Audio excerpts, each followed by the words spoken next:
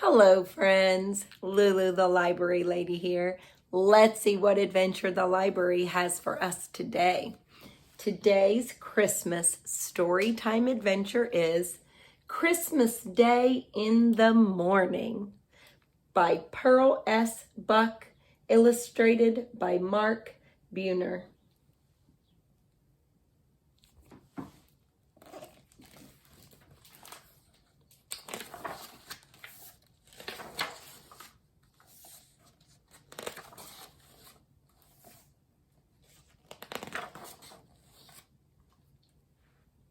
He waked suddenly and completely. It was 4 o'clock, the hour at which his father had always called him to get up and help with the milking. Strange how the habits of his youth clung to him still. 50 years ago, and his father had been dead for 30 years, and yet he waked at 4 o'clock in the morning. He had trained himself to turn over and go to sleep. But this morning, because it was Christmas, he did not try to sleep.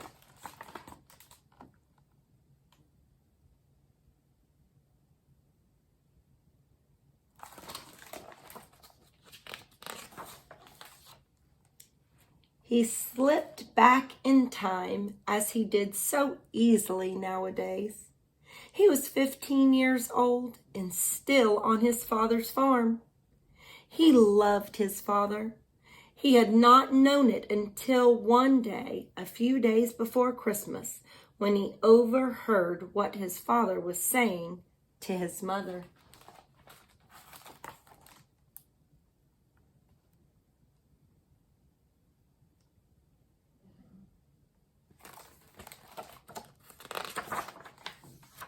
Mary, I hate to call Rob in the mornings. He's growing so fast and he needs his sleep. If you could see how he sleeps when I go in to wake him up, I wish I could manage alone. Well, you can't, Adam. His mother's voice was brisk. Besides, he isn't a child anymore. It's time he took his turn. Yes, his father said slowly, but I sure do hate to wake him. When he heard these words, something in him woke. His father loved him. He had never thought of it before, taking for granted the tie of their blood. Neither his father nor his mother talked about loving their children. They had no time for such things.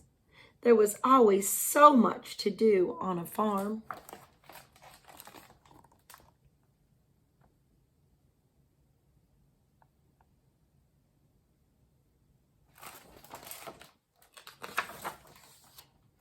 Now that he knew his father loved him, there would be no more loitering in the mornings and having to be called again. He got up after that, stumbling with sleep, and pulled on his clothes, his eyes tight shut. But he got up. And then on the night before Christmas, that year when he was 15, he lay for a few minutes thinking about the next day. They were poor, and most of the excitement was in the turkey they had raised themselves and in the mince pies his mother made. His sisters sewed presents, and his mother and father always bought something he needed. Not only a warm jacket, maybe, but something more, such as a book. And he saved and bought them each something, too.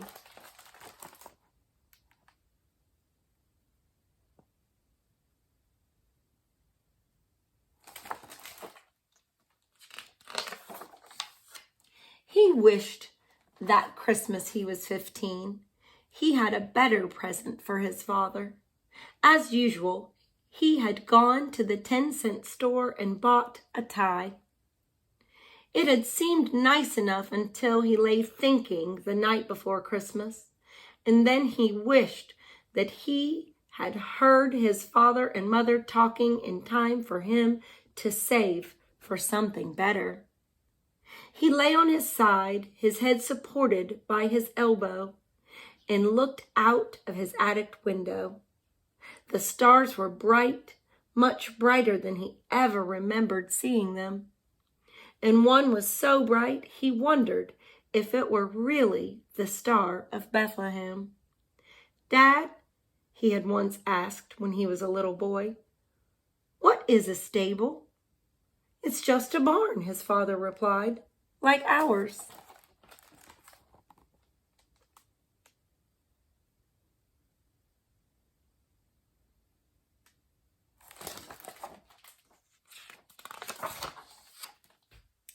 Then Jesus had been born in a barn, and to a barn the shepherds and the wise men had come, bringing their Christmas gifts. The thought struck him like a silver dagger. Why should he not give his father a special gift too, out there in the barn? He could get up early, earlier than 4 o'clock, and he could creep into the barn and get all the milking done. He'd do it alone, milk and clean up, and then when his father went in to start the milking, he'd see it all done, and he would know who had done it.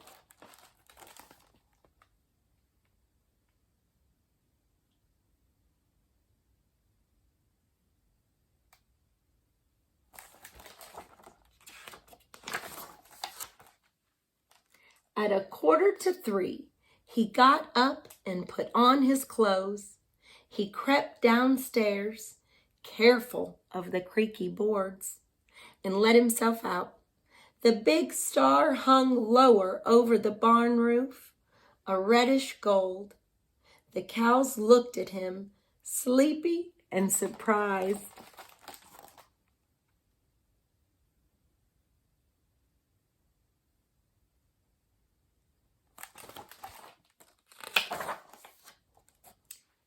"So, boss," he whispered. They accepted him placidly, and he fetched some hay for each cow and then got the milking pail and the big milk cans.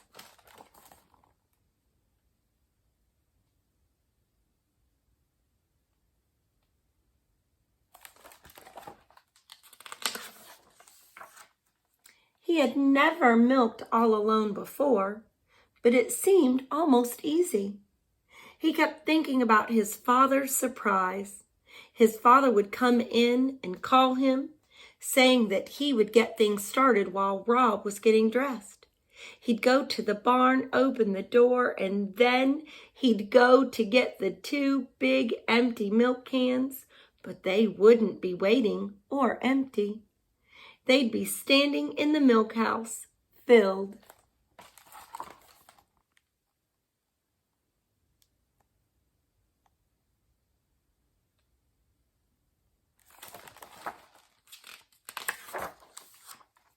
The task went more easily than he had ever known it to before.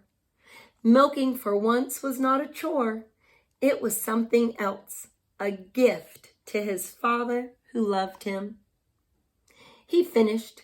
The 2 milk cans were full, and he covered them and closed the milk house door carefully, making sure of the latch. He put the stool in its place by the door and hung up the clean milk pail. Then he went out of the barn and barred the door behind him.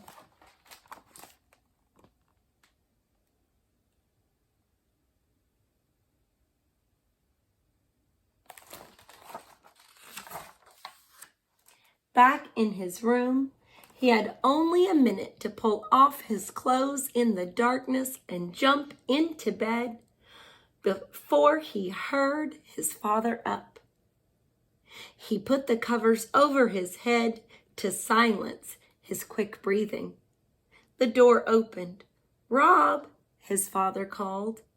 "We have to get up, son, even if it is Christmas." "All right," he said sleepily.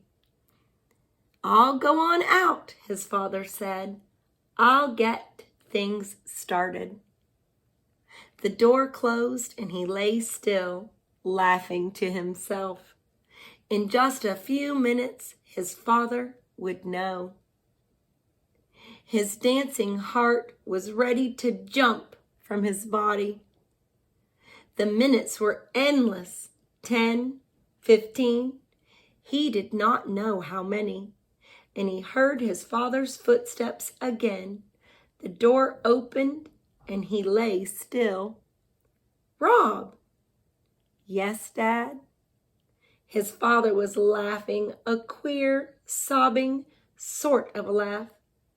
"Thought you'd fool me, did you?" His father was standing beside his bed, feeling for him, pulling away the cover. It's Christmas, Dad."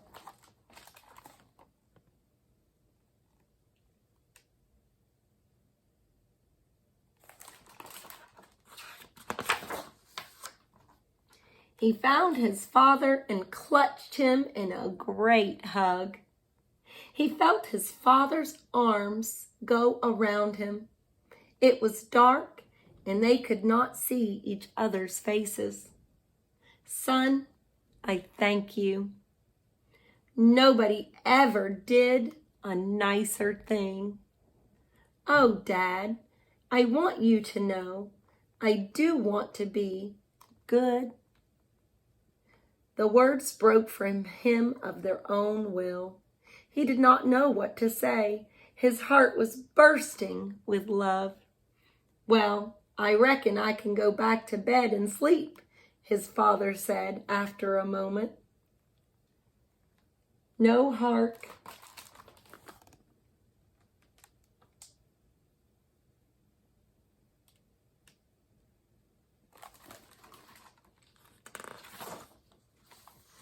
The little ones are waked up.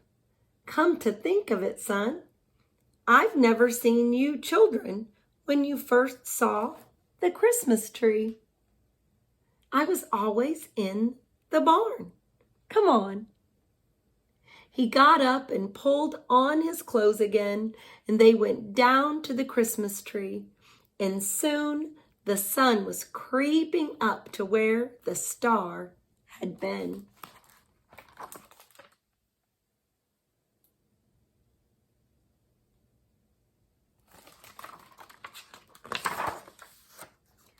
Oh, what a Christmas!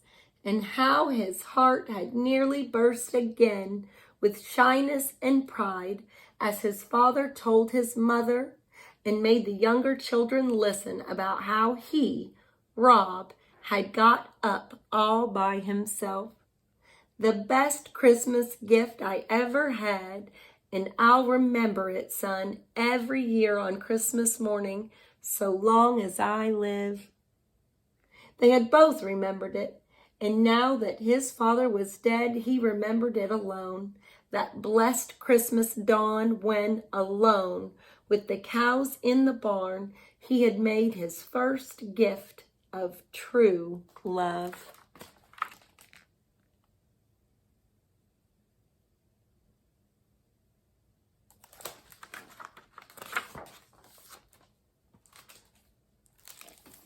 The end.